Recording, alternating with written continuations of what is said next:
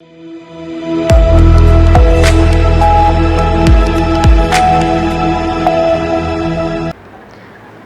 मैं हूं रत्ना और आप देख रहे हैं सी न्यूज भारत। आइए रुक करते हैं इस खास खबर की ओर।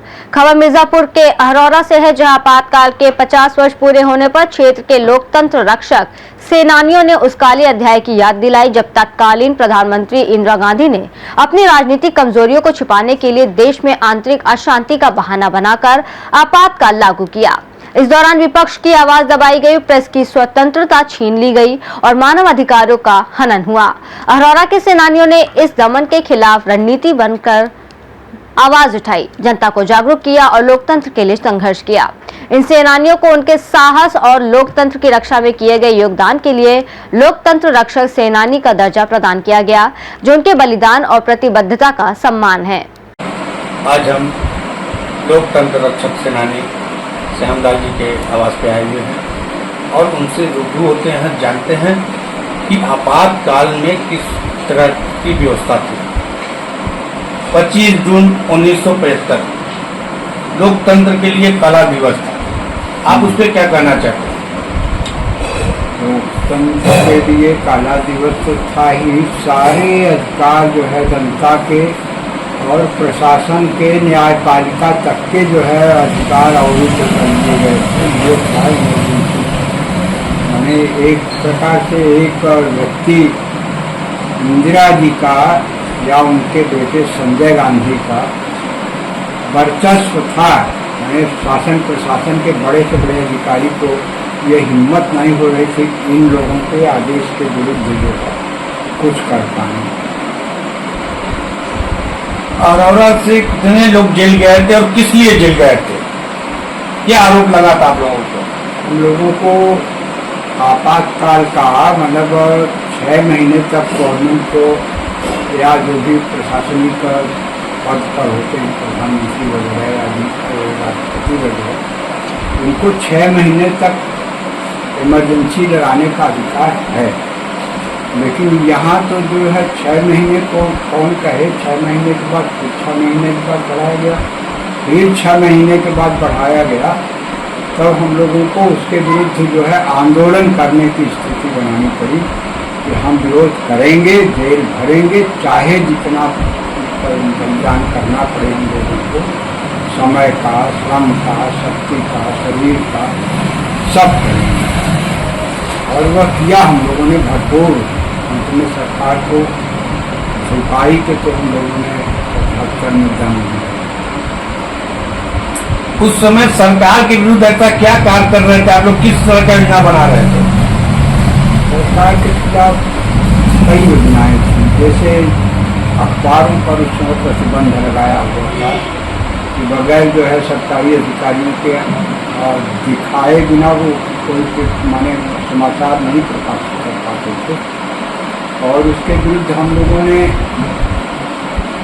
अपने स्तर से उस समय के साइक्लो स्टाइल मशीन से पत्थर तैयार करते थे के रूप में, और उनको पुलिस के थाने के गेट पर बगल में चिपकाना, और सारे स्कूलों में, इंटर कॉलेजों में, डिग्री कॉलेजों में पत्रक को बंटवाना, ये सारा कार्य हम लोग बैठ के करते थे। और ये यहाँ अहरौरा में इसका सेंटर हम लोगों ने बनाया था मगन जमाना पहाड़ पर। एकदम जब सारा आवागमन रुक जाता था तो रात में बैठ के हम लोग लालटेन के अंधेरे में, समझिए कितना काम है। उस समय जो है ये कंप्यूटर नहीं था, अच्छा चित्र करना पड़ता था, वो करते थे।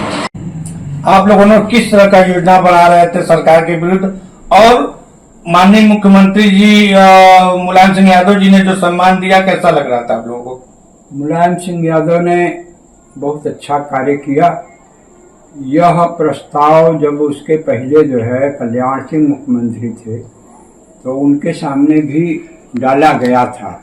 उस समय जो जेलबंदी रहे उन लोगों के द्वारा डाला गया था, और कल्याण सिंह ने उसको मंजूर भी किया। लेकिन उन्होंने कहा कि भाई हमारे चित्त में तो है इन लोगों की मदद करना, लेकिन मैं वित्त में इस समय हमारे नहीं है, और उस चित्त और वित्त की कमी को जो है 2006 में मुलायम सिंह ने पूरा किया। मात्र 500 रुपये मासिक सम्मान राशि स्वीकृत किया, जिसको बढ़ा के 500 से 1000, 1000 से जो है 3000, 3000 से 5000, 5000 से 10,000 और 10,000 से 15,000। अखिलेश ने अपने आखिरी कार्यकाल में 15,000 किया। तो इस समय आप लोगों को कैसा लग रहा है, उस पर क्या करना चाहेंगे? माने कुछ चीज़ें तो हम लोग अभी जो अपनी सरकार भाजपा की चल रही है, इससे भी हम लोग असंतुष्ट हैं। और वो चीज़ें हैं माने जो रियल चीज़ें आपके सामने रखी जाती हैं सरकार के सामने, और अगर उसको आप सामूहिक रूप से स्वीकार करते हैं तो उसको क्रियान्वित करने में क्या बाधा है। जैसे ये जो है योगी बाबा, ये जब मुख्यमंत्री बने, इनके सामने सपा के विधायकों ने विधान परिषद में भी ये प्रस्ताव रखा कि जो मौजूदा हाल में मिल रहा है उन लोगों को सम्मान राशि, उसमें बढ़ोतरी की जाए, और सर्वसम्मत से विधानसभा और विधान परिषद दोनों ने पास किया। और उसके बावजूद जो है वो मुख्यमंत्री जी के टेबल पर पता नहीं कहाँ गायब हो गया, पता ही नहीं चला। 3 साल पहले, 2 साल पहले की बात है। ऐसी बहुत सी चीज़ें हैं। माने भाजपा के अधिकारियों द्वारा मामूली सा डीएम का बाबू मनचाहा कर जाए और हम लोग चिल्लाते रह जाए, उसको कोई मदद करने वाला ना मिले, तो इन सब चीज़ों से हम लोग असंतुष्ट हैं। इस चीज़ को हम लोगों ने आज डीएम के सामने भी उठाया। कोई अधिकार ही नहीं रहता। पूरे संविधान को नष्ट करते हुए आपातकाल लगा करके पूरे विरोधियों को, जितने भी विरोधी थे, पूरे बेनका सभी को रात्रि में ही छापा डलवा करके पूरा गिरफ्तार करा कर जेल भिजवा दिया था। उसके बाद जगह जगह हर स्तर पर, जिला स्तर पर, प्रदेश के हर जिलाओं में, हर प्रदेशों में जितने भी विरोधी से सबको गिरफ्तार रात्रि कर लिया गया। और जो बचे खुचे थे वो भूमिगत हो गए, तो वो जो है दोषी के विरोध में कार्य कर रहे थे। फिर उनको भी जगह जगह से जो कांग्रेस के कुछ नेता छोटे बड़े थे, वो सब उनको बता कर भी गिरफ्तार करवाते थे।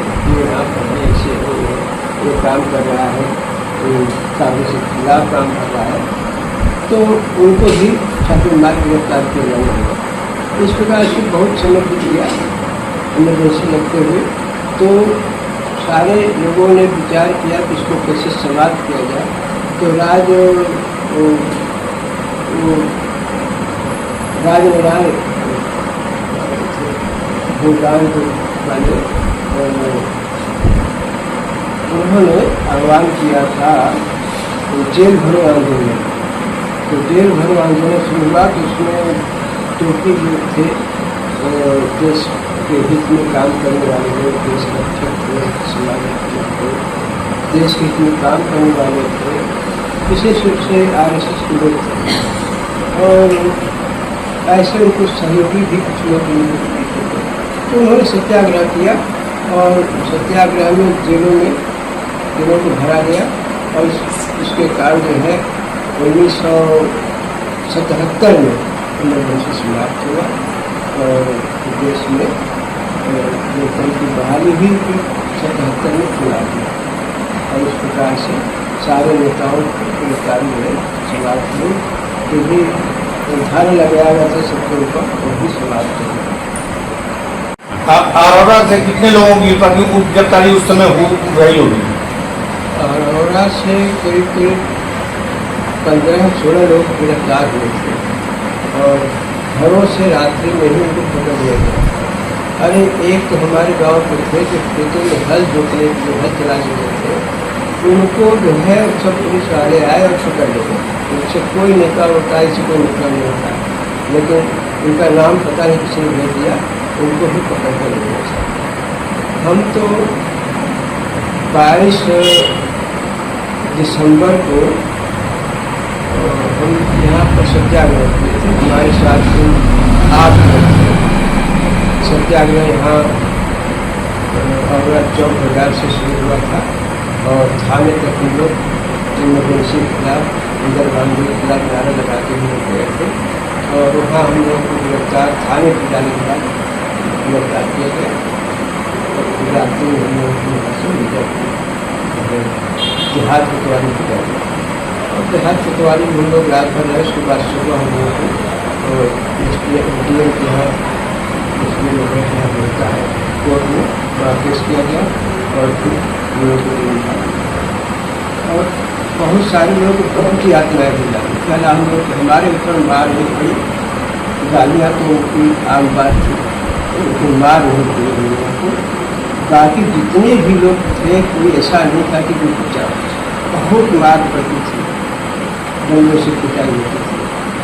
गोपाल पुनाही आप लोग जानते होंगे, जो मिर्जापुर के चेयरमैन भी हुए बाद में, उनको सब पेड़ों में बांध करके पैर उनका ऊपर करके उनको इतना मार मारे थे कि बहुत भयंकर कटे। ऐसे शिद्दत सिंह के अगुवार गुलाम सिंह को फिलहाल उन्होंने सत्याग्रह किया था, उनको सब सड़क पर दौड़ा करके मांगे, साथी जितने लोग थे बहुत मारे। इमरजेंसी जो था वह अंग्रेजों का जो शासन था उसको भी मात देने वाला था। कोई जरा से भी कांग्रेस के खिलाफ बोल नहीं सकता था, जो भी बोले कांग्रेस की इंदिरा जी की वाहवाही में बोले।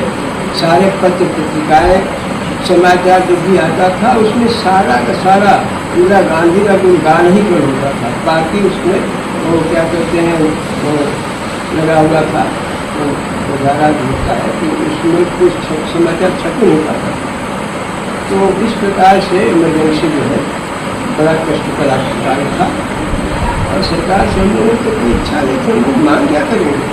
हम लोग को देश के हित में इमरजेंसी समाप्त कराने के लिए, लोकतंत्र बहाली के लिए हम लोग सत्याग्रह किया था। कोई मांग नहीं थी, कोई इच्छा नहीं थी।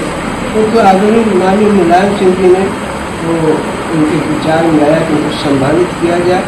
हम लोगों के पास कोई कागज पत्र नहीं, उन्होंने जेल से निकलवाया, थाने से निकलवाया, सब कुछ खोज किया और बड़े ही सम्मान से लोगों को घरों भर से बुला कर उन्होंने खिलाया, ले जा के खुद यहाँ से मोबाइल ले गए और वहाँ सम्मानित किया। कोई हम लोग को इच्छा नहीं थी सम्मानित के लिए, हम लोगों का कर्तव्य था, हम लोग अपना कर्तव्य किया। सरकार की इच्छा है, हम लोगों का अवस्था भी कि 75 से ऊपर हो गया है और मैं समझता हूँ कि 70 से ऊपर जितने भी होंगे सभी सैलानी होंगे, अब कोई कम उम्र का नहीं रहेगा। तो उनकी आवश्यकता तो है ही, और विशेष रूप से गाँव देहात के जो गरीब लोग चले गए थे सत्याग्रह किए थे, उनको तो नितांत आवश्यकता है। आज हम डॉक्टर जहीर लोकतंत्र रक्षक सेनानी के साथ बैठे हैं। उस समय के काल में घटना घटी है, आइए उनसे बात करते हैं और जानते हैं। डॉक्टर साहब, 25 जून 1975 इतिहास में लोकतंत्र के लिए काला दिवस था, इस पर क्या कहना चाहते हैं आप? हम यही कहना चाहते हैं कि कांग्रेस सरकार बहुत बड़ा संविधान के विपरीत हर काम किया और हमको जेल के लिए करीब DIR निशा जेल में हम लोग पहले गए, उस पर उसको DIR निशा लगाया गया और उसके बाद हम लोग को भी आपत्ति लगाए थे कि आप लोग बम लेकर के रोडवेज और पावर हाउस दोनों स्टेशन को लाने के हम आप लोग खड़े थे समूह बना करके। जब हम लोग खड़े थे तो पुलिस को मालूम हुआ तो पुलिस को कम से कम आज हम लोग के अरेस्ट करे क्या था ना बच्चे आइए सबके संबंध नहीं जनता। और डॉक्टर साहब, आपके ऊपर तत्कालीन राजनीतिक दल द्वारा आपके ऊपर क्या आरोप लगाकर आपको जेल भेजा गया था?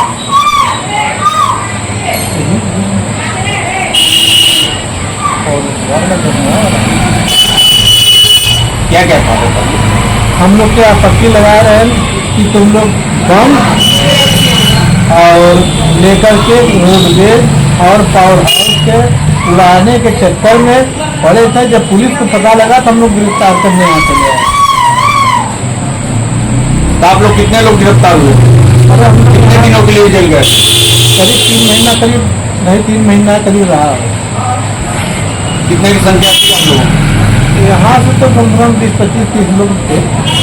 इसके बाद पूरा भारत में जब इलाज जेपी आंदोलन शुरू हुआ कोई के जिंदा सब लोग जिंदा घर हर जे कि संविधान बचाओ कांग्रेस हटाओ यही सब जिंदाबाद पूरा रहा। कांग्रेस हटाओ संविधान बचाओ तो यही सब उपलब्ध रहा। आज हम लोकतंत्र रक्षक सेनानी बच्चू लाल प्रजापति के आवास पे आए हैं।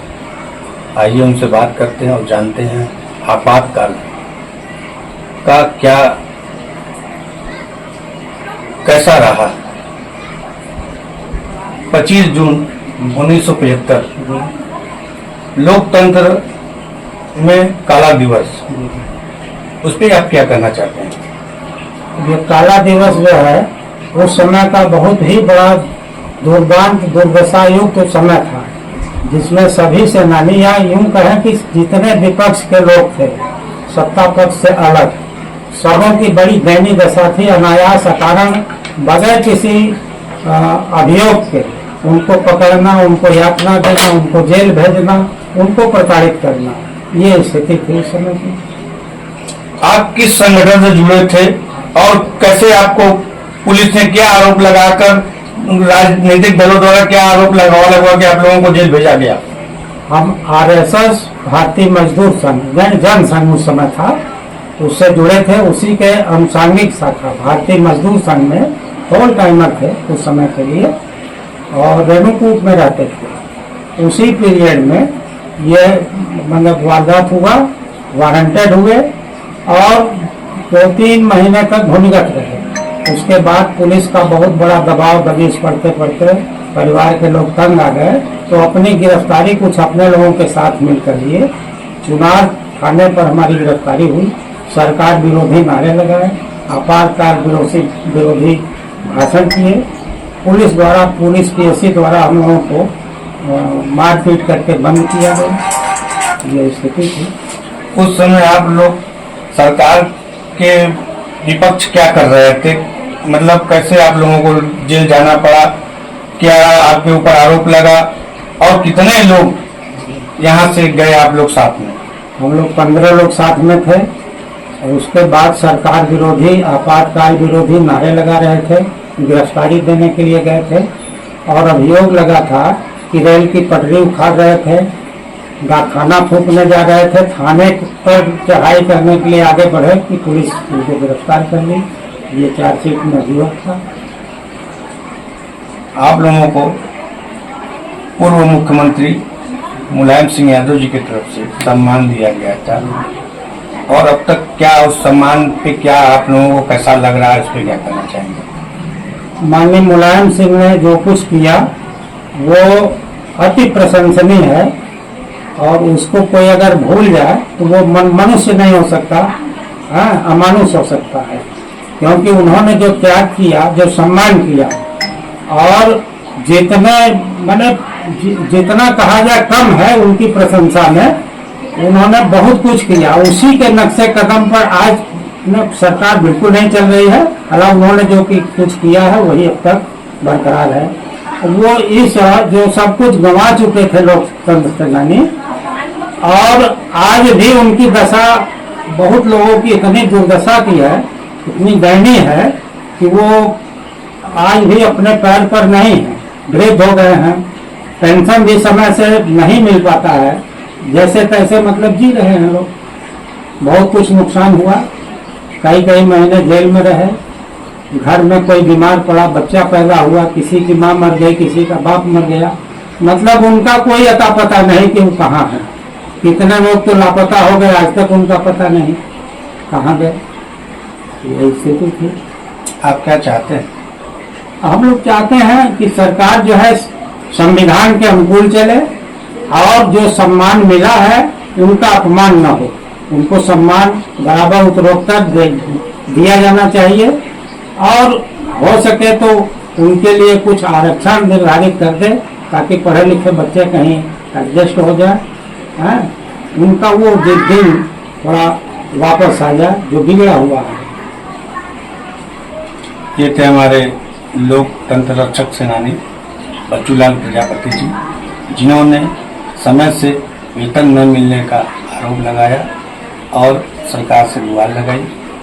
कैमरामैन मृदुल केसरी के साथ अनिल केसरी, सी न्यूज चैनल मिर्जापुर। मिर्जापुर से सी न्यूज संवाददाता अनिल केसरी की रिपोर्ट।